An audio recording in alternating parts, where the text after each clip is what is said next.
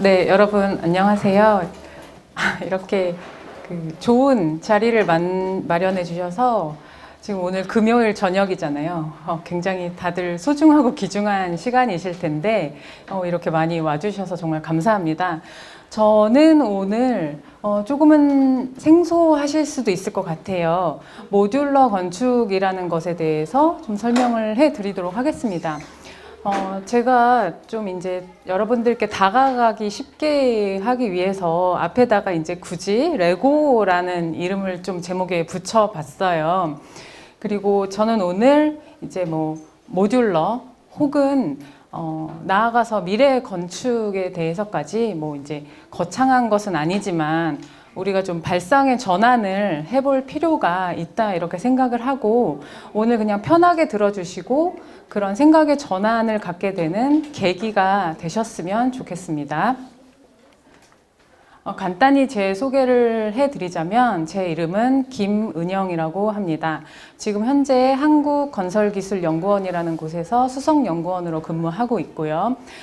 간간히 한양대학교에서 건축 관련 강의도 하고 있습니다. 제 주된 연구 분야는 이제 오늘 말씀드리게 될 모듈러 건축, 또 주택 정책에 대한 것, 또 우리가 이제 조금이라도 더 나은 주거 환경을 위해서 어떻게 해야 할 것인가 그런 것에 대해서 연구하고 있는 사람입니다. 자, 오늘의 주제, 그러니까 모듈러라는 용어 자체가 조금 생소하실 수도 있는데요. 건축은 알겠는데 모듈러 건축이란 무엇일까? 일단 설명을 좀 드릴게요. 여러분들 혹시 근데 건축이라 하시면 건축이 무엇일까요? 하면 이렇게 바로 질문하면 건축가 학생들조차 이렇게 바로 대답이 나오지 않을 수 있어요. 왜냐하면 너무 당연한 것이고 우리 일상생활에 가까이 있는 것인데 굳이 단어로 설명을 드리자면 건축이란 어떤 우리가 이제 대지 위에서 그 위에 어떤 돌이라던가 흙, 나무 이런 일련의 재료를 가지고 층층이 쌓아 올려서 만드는 일련의 행위를 뜻하겠죠. 그러면 지금 이 그림이 힌트가 될 수도 있겠는데요. 건축 중에서도 모듈러 건축은 건축 공법의 한 분야라고 보시면 될 것 같습니다.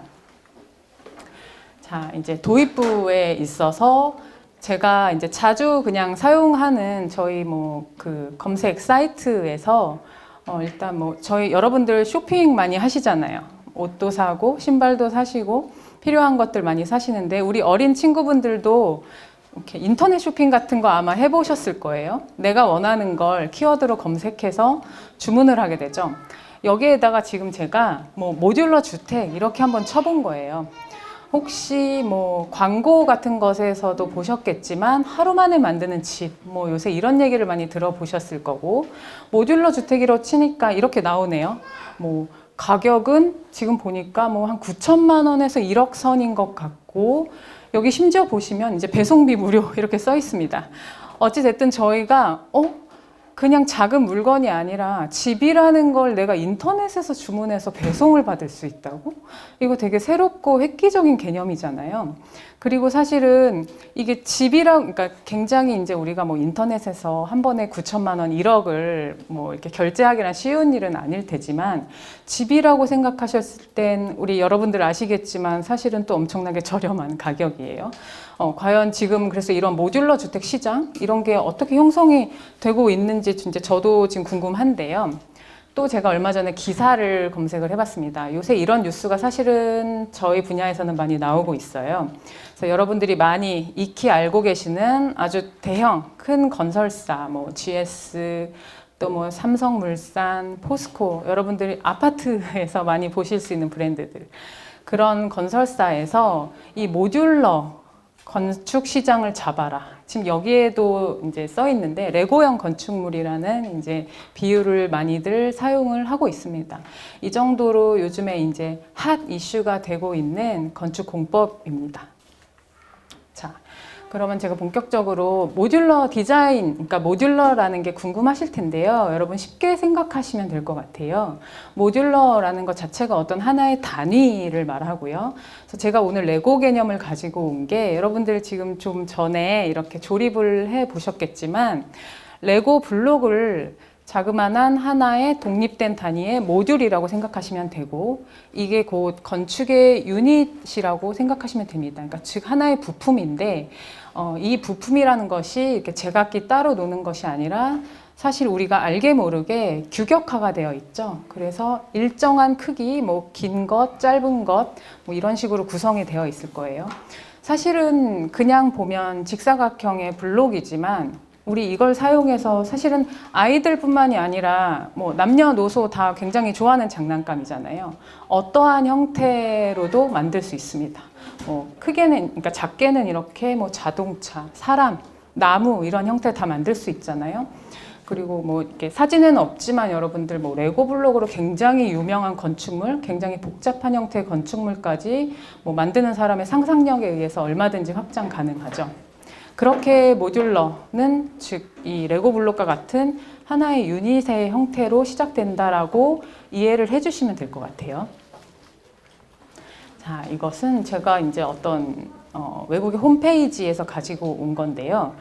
이렇게 정말 말 그대로 진짜 이렇게 레고 블록을 이렇게 작은 레고 블록을 이렇게 뻥튀기 해놓은 것 같은 형태의 블록 제품을 만들어서 실제로 어떤 가벽이라던가 파티션 그리고 전시장에서 사용하기도 하고, 우리 학생 여러분들 만약에 이런 블록이 내가 굉장히 많이 가지고 있다 하면 뭘 만들고 싶으세요?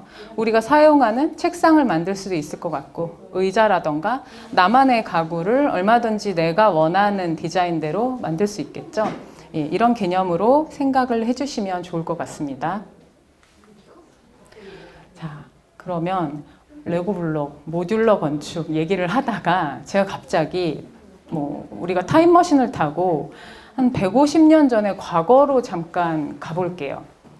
자, 150년 전, 한 170년 전이라고 볼 수도 있겠는데요. 그때 당시에 살았던 사람들이 미래에는 어떤 건축이, 뭐 어떤 도시의 형태가, 미래는 어떤 세상이 올까? 이렇게 상상을 해보지 않았겠어요? 자, 이 그림은 1850년대 영국에서 이제 개최된 만국 박람회에 출품된 그림입니다. 여러분, 박람회라고 하면 지금도 여전히 저희도 늘 주기적으로 뭐 아시죠? 코엑스라던가 그런 곳에서 이제 항상 재밌고 이렇게 창의적이고 혁신적인 아이템을 많이 이제 서로 선보이고 하는 박람회를 지금도 하고 있는데, 150년 전 당시에도 영국, 뭐 유럽에서는 이렇게 큰 박람회를 개최했었고, 굉장히 재밌는 그림이죠. 그때 당시에 사람들이 상상만으로 이제 그림을 그린 거예요. 앞으로 미래에는 아마 사람들 이렇게 날아다니지 않을까? 이렇게 새처럼 날개를 달고, 아니면 미래에는 뭐 비라던가 눈, 바람 이런 것까지 인공적으로 내린다던가, 아니면 도시 전체를 어떤 지붕처럼 우산처럼 막아주는 이런 장치도 있을지도 모르겠다, 이런 생각을 했었던 것 같아요.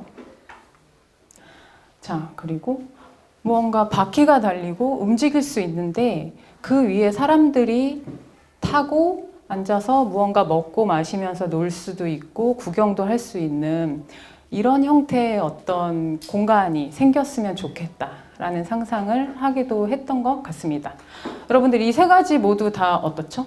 지금 우리는 너무나 약간 당연하게 누리고 있는 기술들이잖아요. 비행기 타고 다니고, 뭐 심지어 인공적으로 어떤 강우나 뭐 비 이런 거 자연 환경을 조절하기도 하고, 이거 어떠세요?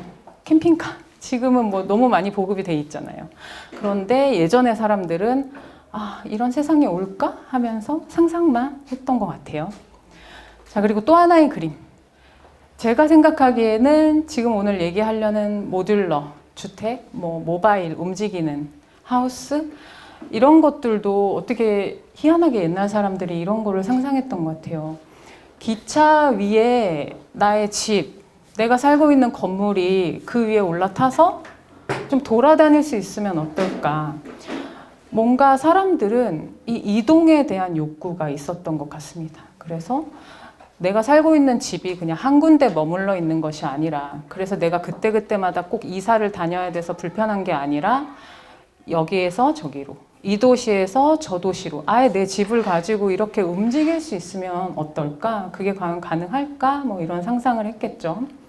그런데 저는 지금 아까 말씀드렸던 것처럼 우리 이동형 주택이 이미 나와 있잖아요. 이미 가능한 기술이라고 말씀드릴 수 있을 것 같습니다.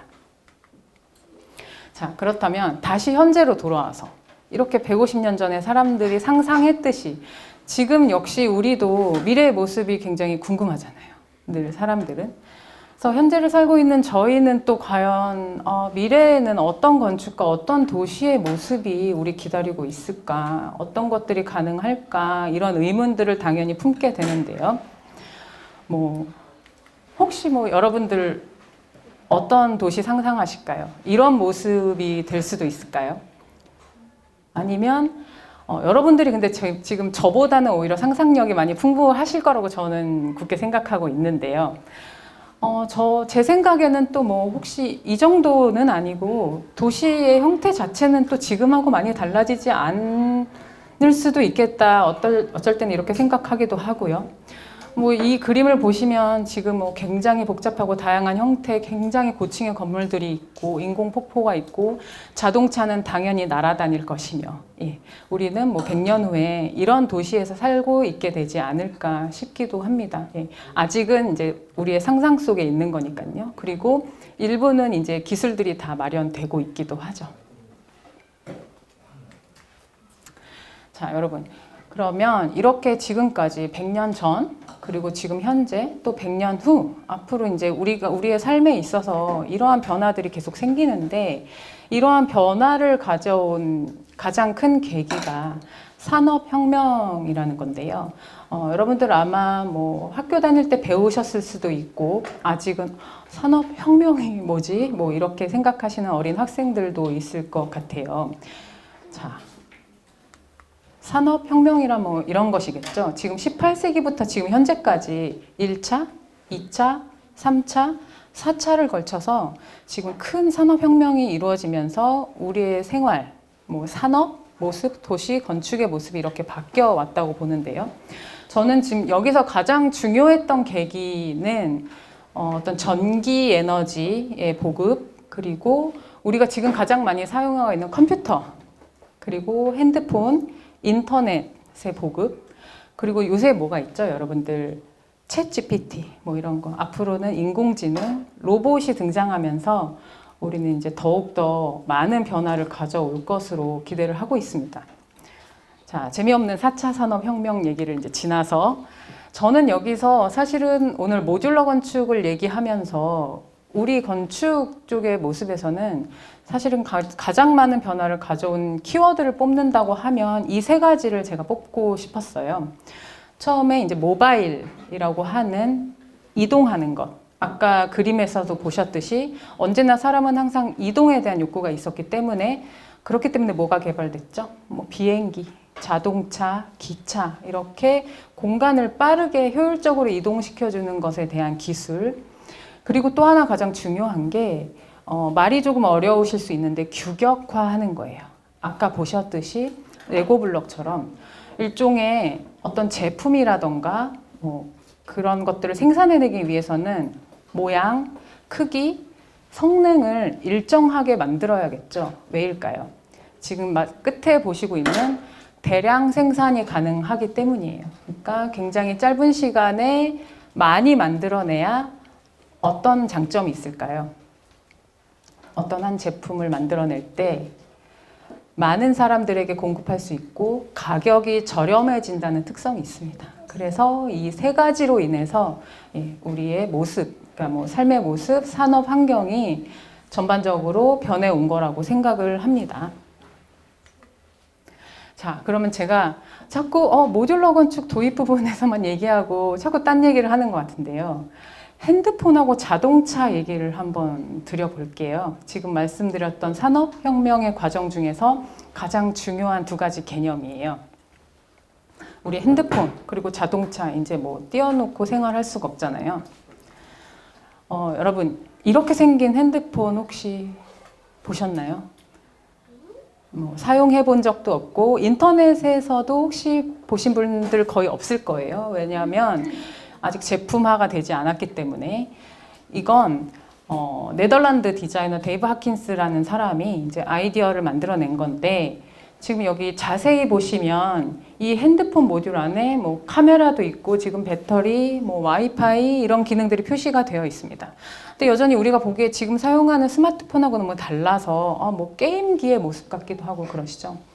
이걸 만들게 된 이유는 여기 보시면 지금 부품 하나하나 뭐 카메라 모듈, 뭐 배터리 모듈, 뭐 전화기 이런 부품 하나하나를 다 커스터마이징 한다고 하죠. 그래서 소비자가 원하는 대로 사서 갈아 낄 수 있고 조립할 수 있고 내가 원하는 용량, 내가 원하는 뭐 카메라의 화소 이런 걸 다 정해서 DIY 할 수 있는 폰을 만들고 싶다. 이런 아이디어에서 시작이 됐습니다. 너무 좋은 아이디어잖아요. 획기적이고. 구글에서 그럼 그 프로젝트 우리 아라라는 이름을 붙이고 한번 시작해 보자 해서 요즘엔 잘 뭐 모르시겠지만 이제 모토로라라는 브랜드에서 이제 이거를 구글과 같이 해서 우리가 특허를 내고 본격적으로 이런 새로운 모듈러형 스마트폰을 만들어 보자고 시작을 했어요. 2015년도에. 여러분들 이거 보시면 비스포크 냉장고 같은 거 떠올리시면 이해하기가 쉬우실 것 같아요. 문의 색상이라던가 뭐 크기, 조합 이런 거 다 우리 마음대로 할 수가 있잖아요. 핸드폰도 그렇게 된다면, 그리고 가장 좋은 점은 이들이 원했던 건 가격의 절감이었습니다. 지금 핸드폰을 뭐 우리 한 100만 원 정도 굉장히 고가에 사고 있잖아요. 사실 처음에 목적으로 했던 거는 뭐 부품이라던가 이런 거를 직접 조립하고 만들면서 원가를 뭐 최대는 4분의 1까지 절감해서 대량으로 저렴하게 공급을 하겠다. 그리고 디자인도 다양해지고 그런 의미에서 시작을 했는데 어떻게 됐을까요? 아쉽게도 1년 만에 이 되게 혁신적이었던 프로젝트가 무산이 됐다고 하네요. 모양도 너무 예쁘잖아요.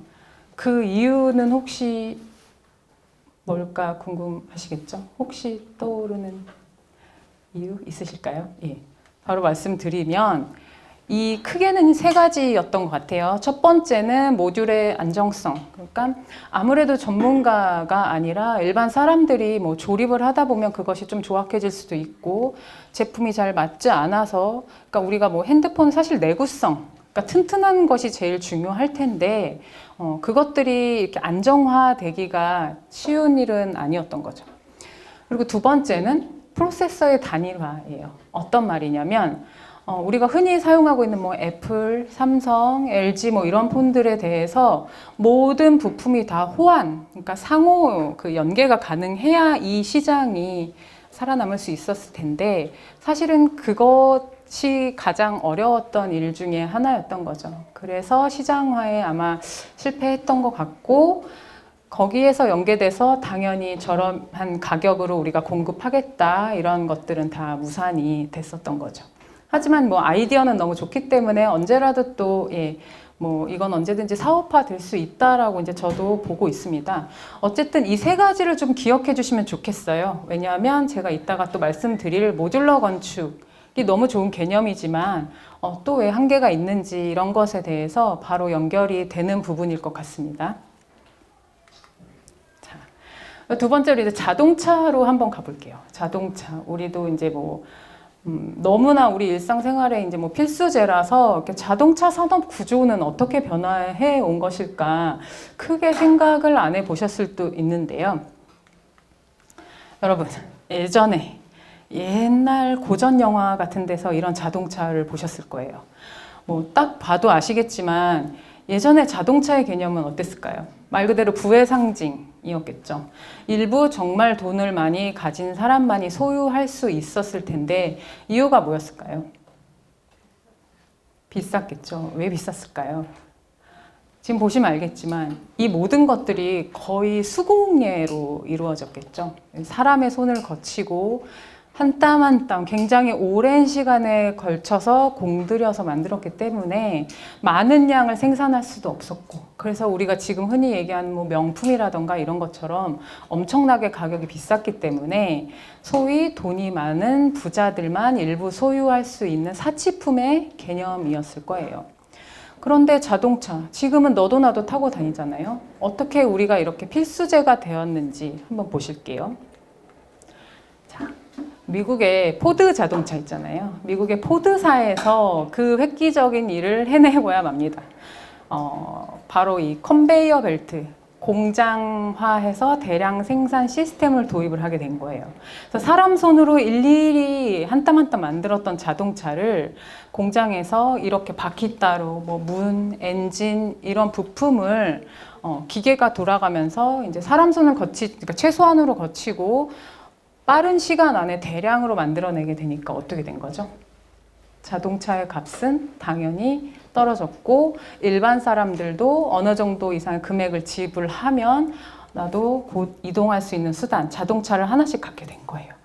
이건 사실은 자동차 산업에서 뿐만이 아니라 이 포드의 자동차 대량 생산 시스템은 아까 말씀드렸던 산업혁명에 굉장한 이제 혁신의 계기를 가져오게 됩니다. 그래서 많은 노동자들의 임금 인상도 하고 일거리도 창출하고 하면서 전반적으로 산업의 부흥에 이제 많은 영향을 미쳤다고 합니다. 자, 그래서 지금도 아까 처음에 포드 초기 공장하고는 조금 달라 보이지만 이제 크게 차이는 없죠. 그 생산 방식이. 지금 현재는 오히려 아예 거의 사람이 이제 필요가 없고 이제 로봇이 어떤 자동화 생산을 하고 있고요. 전기차를 생산하는 지금 현재의 이건 미래가 아니고 지금 현재의 우리 자동차 공장의 모습을 보고 계십니다.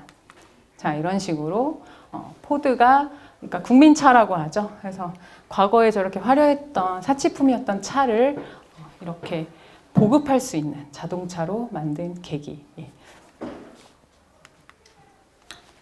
그러면 이제 또 다시 본격적으로 건축 얘기로 좀 돌아올게요. 그래서 제가 왜 핸드폰하고 자동차를 말씀드렸는지 이제 조금 감이 오실 것 같기도 한데 여기서 이제 질문을 저희가 던질 수 있을 것 같죠. 아니 그러면 이렇게 좋은 개념을 그럼 건축도 이렇게 핸드폰이나 자동차처럼 부품화해서 대량 생산하면 우리가 싸게 공급받을 수 있고 너무 좋잖아요.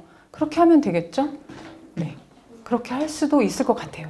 그런데 왜 이제까지 인류는 그 숙제를 풀지 못했을까요? 할 수도 있을 것 같은데 그렇지 않을까요? 이유는 여기 있습니다.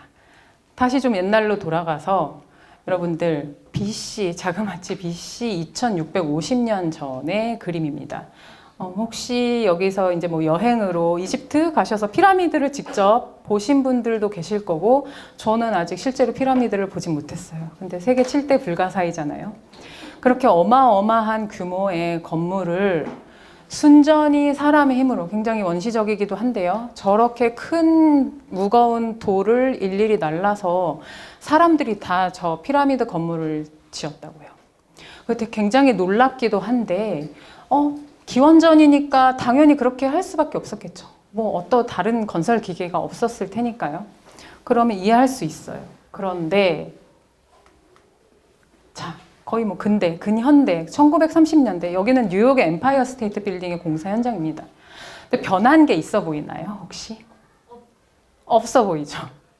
여전히 사람의 힘으로 엠파이어 스테이트 빌딩이 한 102층 정도 될 거예요. 근데 사람의 힘으로 건물을 짓고 있고요. 이거 사실은 이제 굉장히 유명한 사진 중에 하나예요. 많이 보셨을 텐데 이 사진이 그냥 인위적으로 이렇게 연출해서 찍힌 사진이 아니라 그때 당시에 정말 100층 높이의 그 위에서 공사 현장에서 인부들이 막 일을 하다가 내려와서 쉬었다 다시 올라가고 할 수 없잖아요. 그러니까 이 위에서 휴식을 취하고 밥도 먹고 이랬었다고 합니다. 근데 별다른 안전장치도 사실은 딱히 없어 보여요. 굉장히 위험하기도 한데 그때 사진 작가도 이렇게 사진을 찍었다고 하고요. 근데 이때 당시에도 어떤 저임금 시대에 노동자들이 이제 넘쳐났던 시대라고 합니다. 그래서 인력은 많았으나 어쨌든 건설 현장 자체는 그 옛날 기원전의 모습하고 별로 바뀐 게 없어 보여요. 자, 그렇다면 지금 현재는 어떨까요? 지금부터 보여드리면 그래서 왜 아까처럼 그 수많은 세월을 거쳐오면서 산업혁명을 지나오면서 뭐 건축 시장도 나머지 제품 디자인 뭐 핸드폰, 자동차처럼 그렇게 획기적으로 변할 수 있었을 것 같기도 했는데 왜 그러지 못했을까요? 한번 보실게요. 여기 이제 그래프를 보시면 일단 이거는 농업, 그러니까 전체적인 산업군의 생산성의 향상을 보여주는 그래프인데요. 근 50년간 가장 가파른 게 농업이에요. 우리가 식품, 우리 뭐 먹는 옥수수, 뭐 밀, 쌀 이런 것들을 이제 생산해내는 농업의 생산량은 정말 이렇게 가파르게 올랐죠. 왜일까요? 초기에는 정말 사람의 힘으로 농사 짓고 하던 것들이 우리 솔직히 뭐 미국 농장 이런 데 보시면 거의 이제 사람 손으로 하지 않죠. 다 기계가 하고 있기 때문에 굉장히 생산량의 가파른 증가를 보여주고 있었습니다. 그 다음에 뭐 기타 제조업, 뭐 그런 뭐 어떤 제품을 만드는 거, 자동차 이런 것들 다 생산성이 가파르게 향상되는 걸 보실 수 있는데 여기 빨간색 보이시나요? 50년 동안 거의 변함이 없는 것. 여기가 바로 컨스트럭션, 건설업의 그 한계 현 주소입니다. 건설업의 생산성은 여전히 똑같아요. 뭐 하루 만에 만들 수 있는, 쌓아 올릴 수 있는 건물의 층수 정해져 있고요. 네, 거기에서 어떤 더 이상의 획기적인 변화를 가져오기가 힘들었습니다. 왜일까요? 지금까지 말씀드렸던 것처럼 사람 중심의 노동이 될 수밖에 없었고요. 여러분들 건설 현장은 여러분들 지나다니시면서 많이 보시겠지만 뭐 이렇게 유심히 관찰해 보신 적은 사실은 없으셨을 것 같아요. 그런데 우리가 지금 다시 돌이켜서 생각을 해보면 비가 너무 많이 오거나 너무 덥거나 너무 춥거나 하면 현장이 안 돌아가죠. 그럼 쉴 수밖에 없어요. 그런데 저희가 뭐 아파트 건설 현장을 한번 생각해 보시면 현장이 이렇게 한번 차질이 생겨서 뭐 하루 정도 셧다운을 하게 되면 공사 비용의 금액이 엄청난 손실이 발생을 하게 됩니다. 그런데 그렇다고 해서 이제 바깥에서 해야 되는 작업이기 때문에 저희가 뭐 강행을 할 수 있나요? 그건 아니잖아요. 막 폭염에 건설 현장 노동자들 막 사고 나고 뭐 이런 것들, 안전 문제나 이런 것들 때문에 절대 강행할 수 없고, 그러니까 주변 환경에 너무나 많은 영향을 여전히 받는 거예요.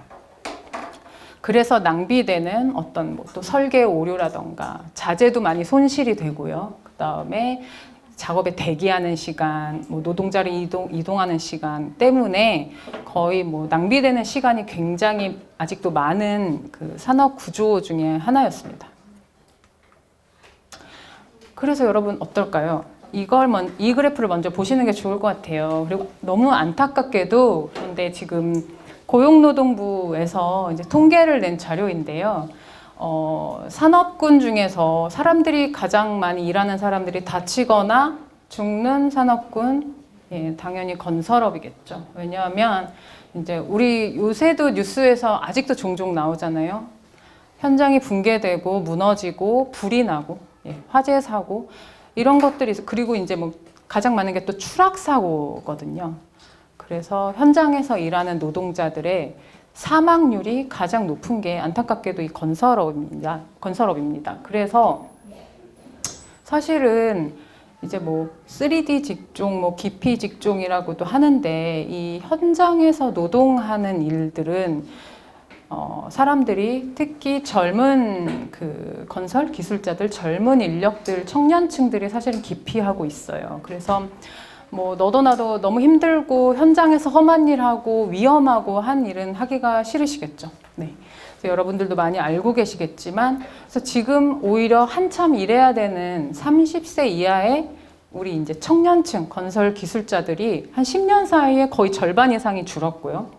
그럼 그 사람들은 다 이제 어떤 사무직이라던가 조금 편한 일을 당연히 하고 싶겠죠.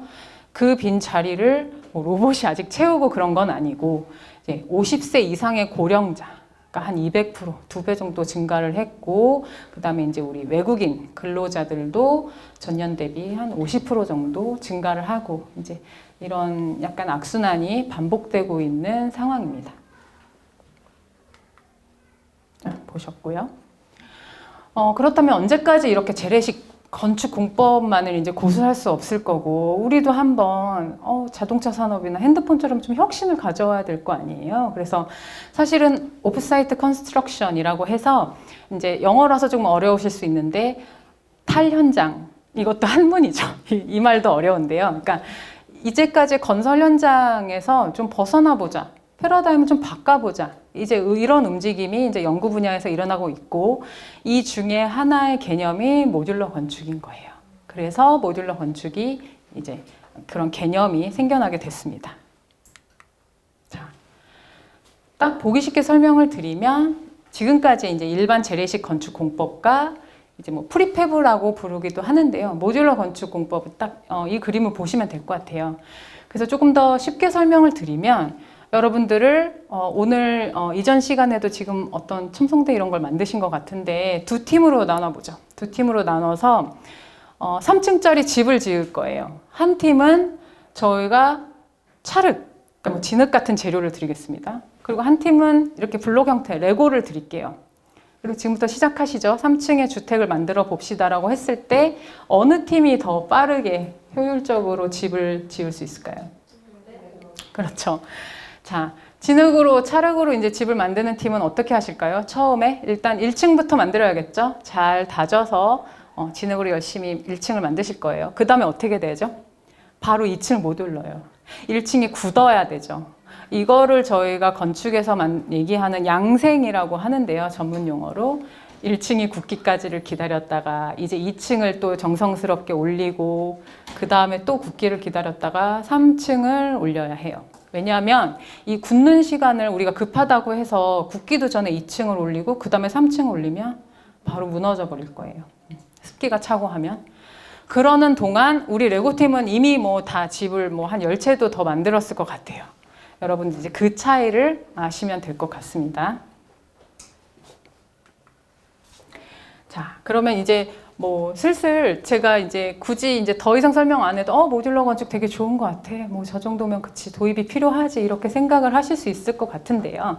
자, 굳이 또 한번 모듈러 건축의 장점에 대해서 말씀을 드려보도록 하겠습니다.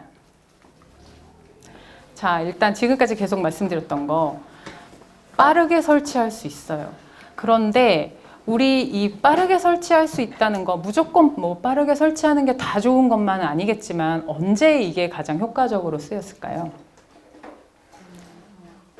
우리 지난 3년간 이제 저희를 괴롭혔던 코로나19가 급격하게 터졌을 때 기존에 시설이 없는데 어떤 병원이라던가 진료시설이 아주 긴급하게 필요했을 때 너무 좋은 공법이었겠죠. 여기 보시면 뭐 중국에서 1000개 병상을 뭐 열흘 만에 지었다. 이런 기사를 그때 보셨을 거예요. 뭐, 그러니까 이런 경우라던가, 그리고 우리나라에서도 이제 재난 같은 거 많이 발생을 하잖아요. 그러면 이재민 많이 나오고, 그럴 때 저희는 이제 대부분은 이제 뭐 학교라던가 강당에서 굉장히 불편하게 생활을 할 수밖에 없는데, 이럴 때 모듈러 공법을 도입해서 굉장히 빠르고 그러면서도 좀 쾌적한 어떤, 그러니까 거의 천막이나 텐트 수준이 아니라 거의 임시 주거 시설로서의 역할을 할 수 있는 공간을 부여받는다면 훨씬 더 나은 생활 환경이 될 수가 있겠죠. 그래서 저는 주로 이렇게 뭐 재난이라던가 이제 임시 주거 시설에도 굉장히 도입이 당연히 필요하다고도 보고요. 앞으로는 이제 뭐 임시 주거 시설이 아니라 아까 보셨듯이 거의 이제 저희가 이제 비용을 상당히 지불하고 요즘에는 그런 걸로도 많이 쓰는 것 같아요. 세컨드 하우스 뭐 이런 것들. 그래서 관심이 많으실 텐데 그런 용도로 아주 빠르게 설치하고 끝낼 수가 있다. 뭐 최대한 기존의 재래식 공법보다 절반 이상 단축할 수 있다. 이런 장점이 있습니다. 근데 빠르게 설치한다는 건 곧 뭐를 의미한다고 아까 말씀드렸죠? 공사비도 그만큼 절감이 될 수 있다. 예. 인건비가 되게 많이 차지하잖아요. 공사비에서는. 자, 그리고 두 번째, 그 위험하고 좀 불안했던, 그리고 굉장히 험난했던 건설 현장, 그러니까 외부에서 일하시지 않고 이 모듈러 건축이라는 개념은 아까 말했던 것처럼 우리가 이미 레고 부품, 그러니까 건축물의 부품은 자동차처럼 공장에서 이미 만들어지고 있는 거예요. 그러니까 공정의 절반 이상을 이제 공장에서 미리 사전에 제작하고 현장에서는 아까처럼 조립만 하면 돼요. 그러니까 굉장히 빠르게 뭐 3일, 열흘 만에 끝낼 수 있기 때문에 그러니까 전반에 걸친 가장 많은 공정은 내부에서, 실내에서, 공장에서, 그러니까 조금 더 안전하고 쾌적한 환경에서 근무할 수 있는 환경을 조성할 수 있다. 그러니까 사람한테도 되게 안전할 수 있다. 네, 이런 장점을 들 수 있습니다. 그리고 세 번째, 저희가 늘 뭐 어떤 분야에서나 강조하는 내용이긴 한데요. 아까 말씀드렸다시피 여러분들 진흙으로 지어진 건축물하고 이제 우리 레고 팀에서 지어진 건축물이 있습니다. 완성을 했어요. 3층 건축물. 자, 이걸 해체해서 재사용해 볼까요? 하면 어떤 게 가능할까요? 당연히 레고 건축물이겠죠. 왜일까요? 일단 진흙으로 만든 건축물 아주 튼튼하게 이제 막 굳고 해가지고 아주 단단하게 만들어져서 이제 그 상태에서는 그냥 계속 그 용도로 써야 되지 그거를 다시 재활용할 수 있을까요?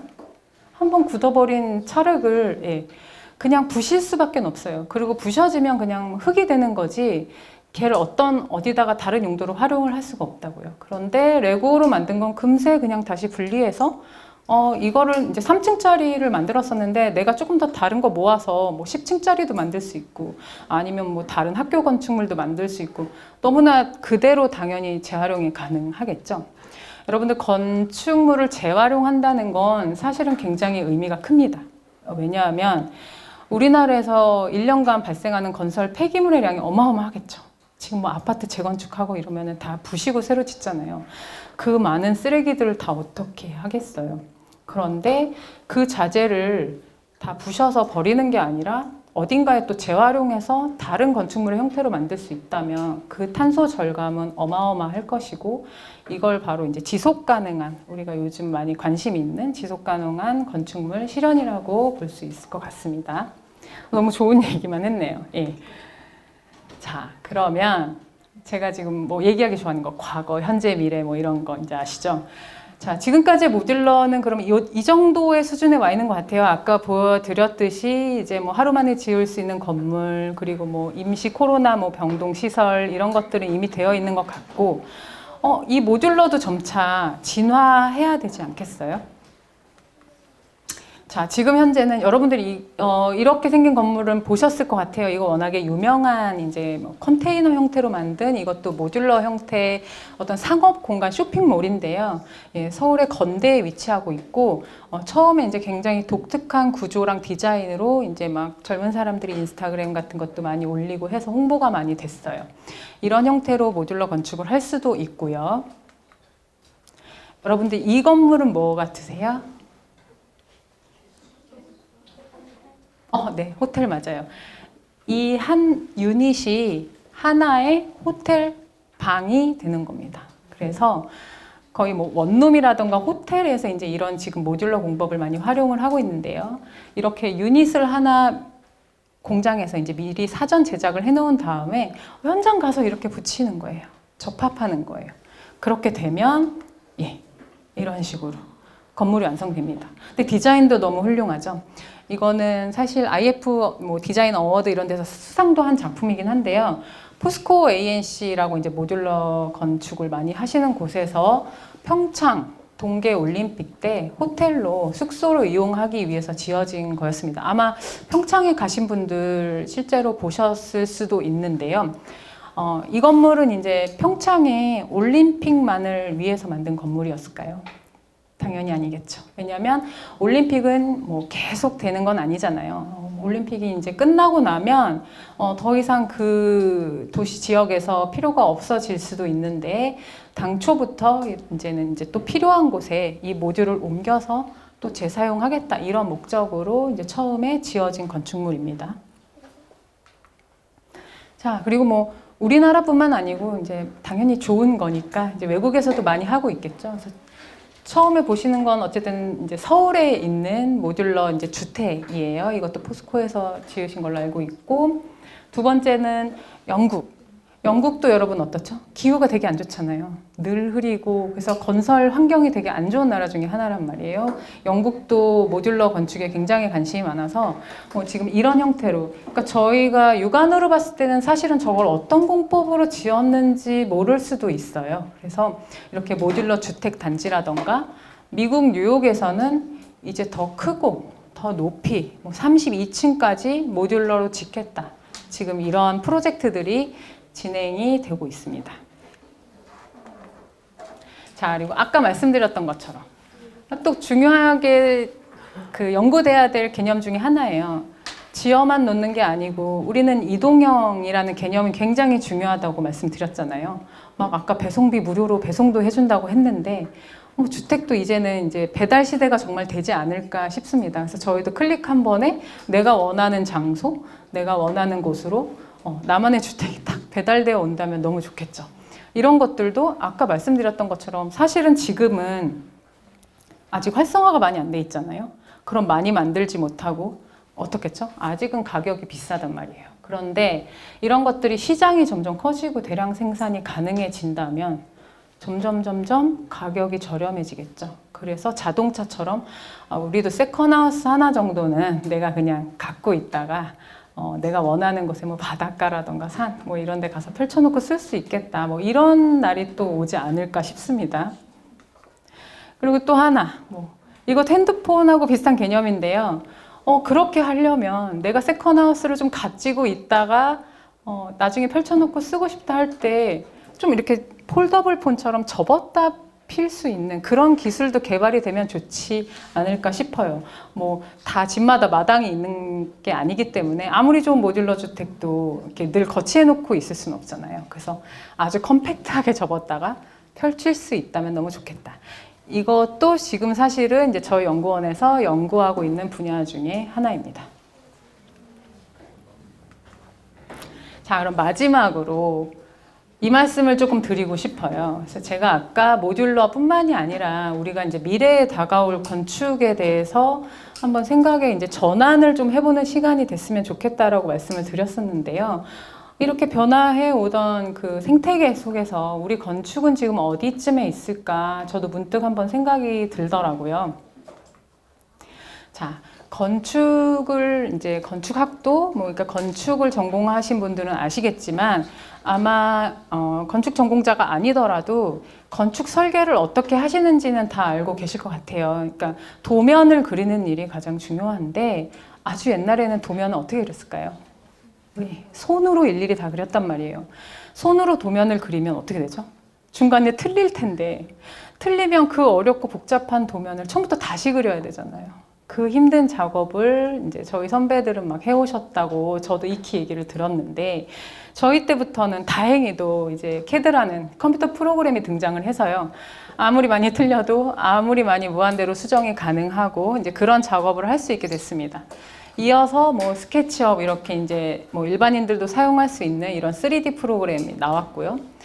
앞으로는 이제 제가 물음표 표시를 해놨는데 이제 사람 손이 필요 없을 정도로 내가 말만 하면 이런 집 그려줘, 이런 도면 그려줘 하면 로봇이나 AI가 그려주는 세상이 곧 오지 않을까 싶습니다. 챗 GPT처럼요. 자, 그리고 또 하나. 이렇게 건축 환경이 변하는 것 자체는 사실은 건축 그 자체가 문제가 아니라 건축물 안에 있는 우리 사람이 생활 환경이 바뀌었기 때문인데요. 저희가 지금 기후가 맨날 변화된다, 지구 온난화 이런 얘기들은 너무 많이 들어서 조금 지겨우실 거예요. 그런데 자, 지난 3년간 코로나로 인해서 저는 사실은 굉장히 급격하게 저희가 원하지 않았지만 아주 많은 것들이 변했다고 생각합니다. 특히 공간의 패러다임이 바뀌었는데요.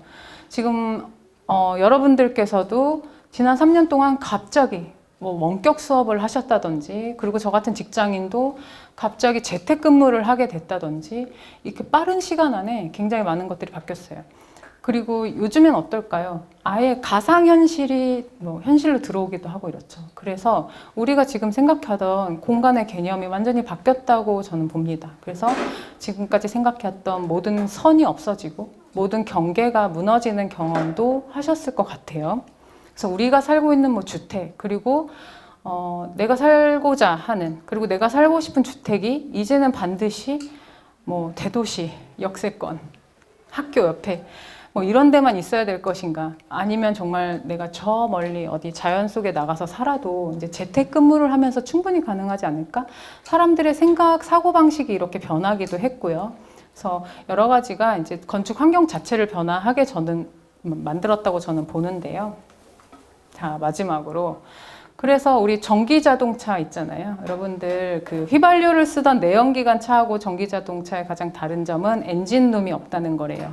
엔진룸 공간이 없어졌기 때문에 전기 자동차를 타보신 분들은 아시겠지만 공간 내부가 굉장히 넓어졌어요. 그래서 차 안에서 보다 많은 활동을 할 수도 있고요. 어떻게 보면 흡사 작은 간이 집처럼 차에서 생활을 할 수 있을 것 같기도 합니다. 반대로 아까 말씀드렸듯이 집은 더 이상 고정시켜진 공간이 아닐 수도 있는 거죠.